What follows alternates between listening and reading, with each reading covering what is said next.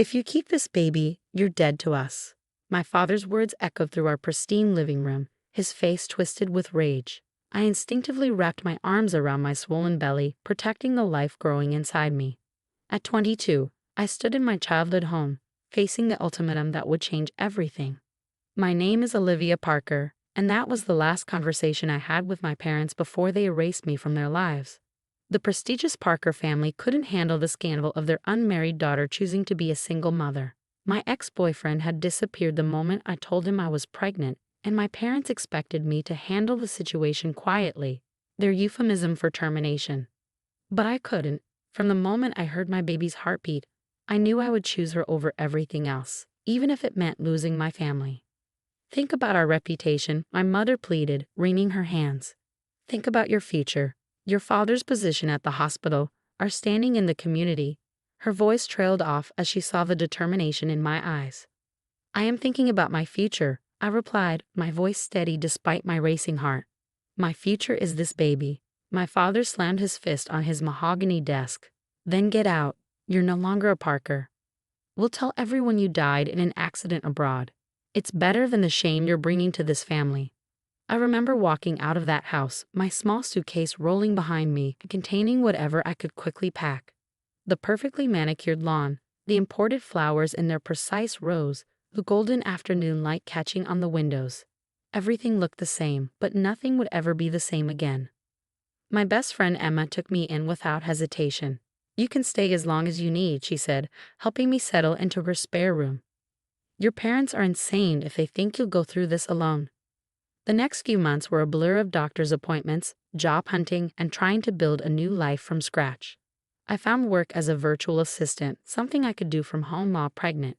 Emma's support was unwavering, but the absence of my family felt like a physical ache.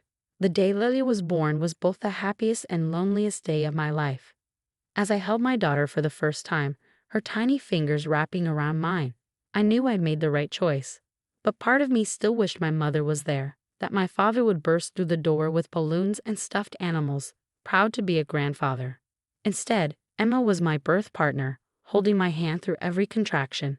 When she took pictures of Lily's first moments, I couldn't help but think about how these photos would never make it into my family's albums.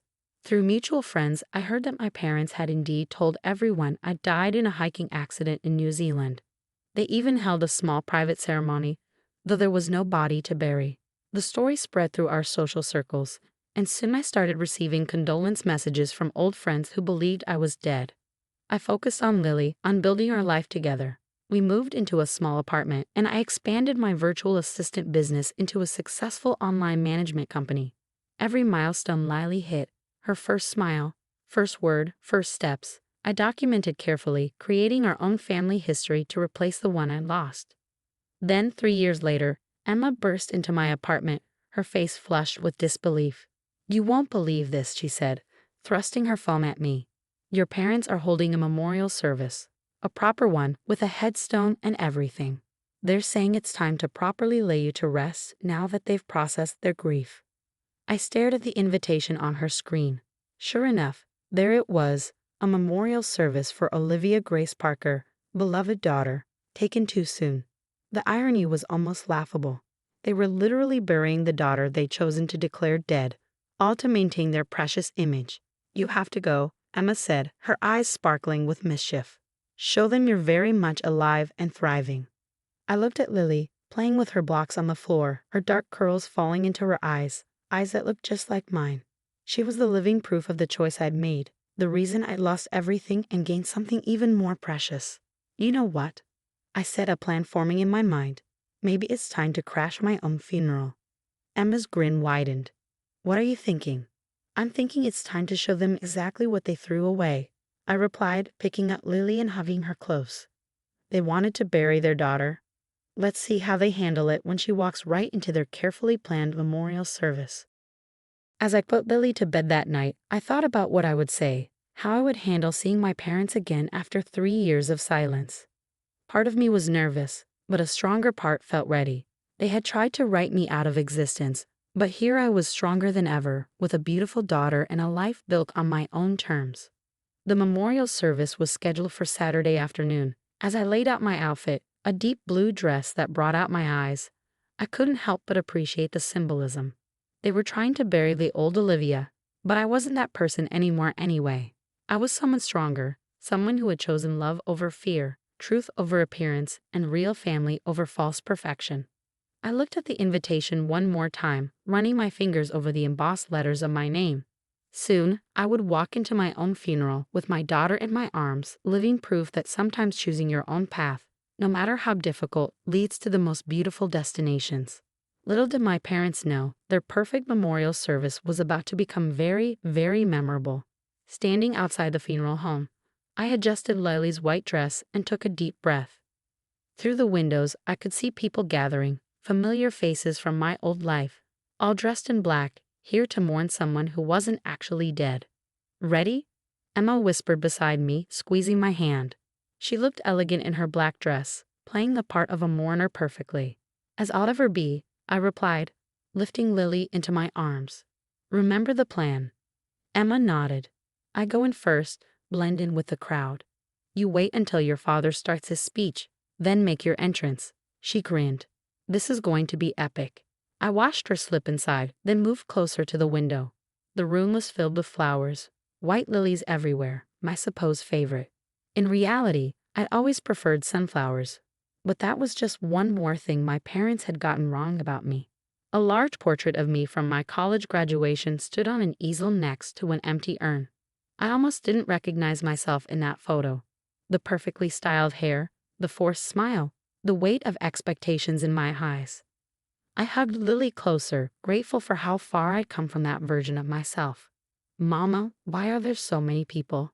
Lily whispered, her small hand playing with my necklace. "They're here to see something special, baby," I told her, kissing her forehead. "Remember what we practiced?" She nodded solemnly. "I'm a surprise."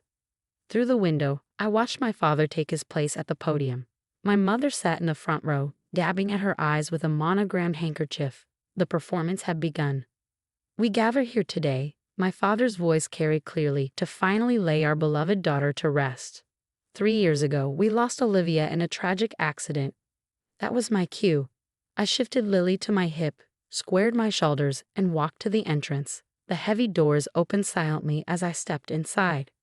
She was always the perfect daughter," my father continued, his voice thick with manufactured emotion. "Someone who understood the importance of family, of tradition, of—" "Sorry I'm late to my own funeral." My voice rang out clear and strong. Traffic was terrible. The reaction was immediate. Gasps echoed through the room. Someone dropped a glass. My mother's handkerchief fluttered to the floor as her hand flew to her mouth. My father froze mid-sentence, his face draining of color as he stared at me, or more specifically, at Lily, who chose that moment to wave cheerfully at the crowd. "Hi," she called out. "I'm Lily." The silence that followed was deafening. I walked slowly down the aisle, aware of every eye in the room on us. Emma, standing near the back, was barely containing her glee. "What is the meaning of this?" my father finally sputtered, gripping the podium so hard his knuckles turned white. "Well, I heard you were holding a memorial service for me," I said, my voice carrying clearly through the stunned silence. "I thought it would be rude not to attend, although I have to say the white lilies are a bit much. I always preferred sunflowers." "Olivia," my mother's voice was barely a whisper. She stood up, swaying slightly. "But how? How am I alive?" "Well, that's simple. I never died. You just wish I had." I shifted Lily in my arms. "Everyone, I'd like you to meet my daughter, Lily, the reason I was declared dead 3 years ago." Murmurs rippled through the crowd. I recognized faces from my past. My parents' friends, colleagues, people who had sent me birthday cards and graduation gifts. All of them manipulated into believing I was dead. "This is inappropriate," my father announced, trying to regain control. "Please, everyone." "No, what's inappropriate is faking your daughter's death because you couldn't handle her making her own choices," I cut in. "What's inappropriate is lying to everyone here because you cared more about your reputation than your own grandchild." Lily, sensing the tension, wrapped her arms tighter around my neck. "Mama," she whispered, loud enough for the front rows to hear. "Are these the mean people who made you sad?" More gasps. My mother sank back into her chair, her face ashen. My father looked like he might explode. You need to leave, he growled, stepping down from the podium. You're ruining everything. Ruining what, Dad? Your perfectly crafted lie? The story you told everyone about your tragic loss? I stood my ground as he approached. I think these people deserve to know the truth. That you didn't lose a daughter, you threw one away. Is this true, Henry? A voice called from the crowd. I recognized Mrs. Thompson, my mother's oldest friend. Did you lie about Olivia's death? The facade was crumbling. I could see it in my father's face, in the way my mother couldn't meet anyone's eyes. The perfect image they'd worked so hard to maintain was shattering around them. Look at her, I continued, addressing the room. Look at my daughter. The grandchild they never wanted to meet. The reason they erased me from their lives. Was she worth throwing away your daughter for? Lily, as if on cue, gave everyone her brightest smile, the same smile that lit up my world every morning. I saw several people in the crowd knelt at the sight of her, while others looked at my parents with growing horror. I think, Emma spoke up from the back, this memorial service just turned into a celebration. Olivia isn't dead. She's thriving. And I, for one, am glad everyone finally knows the truth. I caught her eye and smiled. This was more than just crashing a funeral. It was reclaiming my narrative, exposing the lies, and showing everyone exactly what my parents had chosen to throw away. The perfect memorial service had become the perfect revelation, and there was no going back now. The next few minutes were a mess. People left in groups, some glaring at my parents, others hugging me and meeting Lily.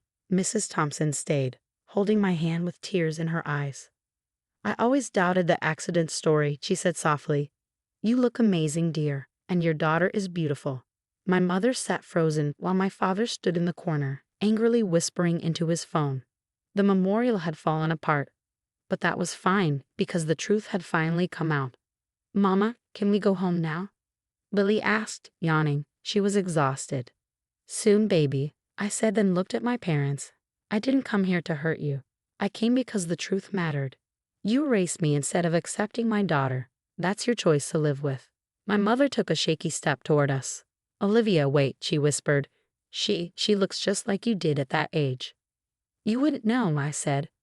You missed those years. By choice. As I turned to leave, my father's voice boomed. You had no right. We gave you everything and you threw it away for this? I snapped. No, Dad. You threw it away. You chose reputation over family. You missed her first steps, her first words. You missed being grandparents. Lily wiped away my tears. Don't cry, Mama. We have Emma and Mr. Whiskers. I laughed through my tears. You're right, baby. We have all the family we need. Emma took Lily from my arms. I'll get her in the car. I looked at my parents, my father, red with anger, and my mother, crying as she stared at the spot where Lily had stood. They looked smaller, less powerful than before. I'm not dead, I said. I'm happy. I have a daughter, a business, and people who love me. I didn't come for forgiveness. I came to show that choosing love over fear was the best decision I ever made. Please, my mother whispered. Don't go. Not again. I never left. You pushed me away. Until you accept both of us, nothing will change. I walked outside. Emma stood by the car, Lily already asleep. As I stepped away from that building, the past felt lighter. 3 days later, I got sunflowers. The card read, You always did prefer these. Mom. A week later, an email came from my father's private account. A picture of me at 3, holding a stuffed rabbit. The message, Lily looks just like you. I was wrong. They weren't grand gestures, just small cracks in the wall they had built. One evening, as Lily watered her little garden and herself, I had a realization. The daughter my parents wanted, the obedient one, was gone. In her place was someone stronger. Mama, look. Lily held up a tiny tomato. I made food. I scooped her up, laughing. Yes, baby, you made something beautiful grow. And so had I. Emma texted about brunch. Mr. Whiskers curled around my feet. This was my family, imperfect, chosen, but full of love. The memorial my parents planned turned into exactly what they feared. A goodbye to the daughter they wanted and the start of the woman I had become. Would they change? Maybe, maybe not, but I didn't need their approval anymore. Some endings don't tie things up neatly. They just open the door to new beginnings, and I had walked through that door on my own terms.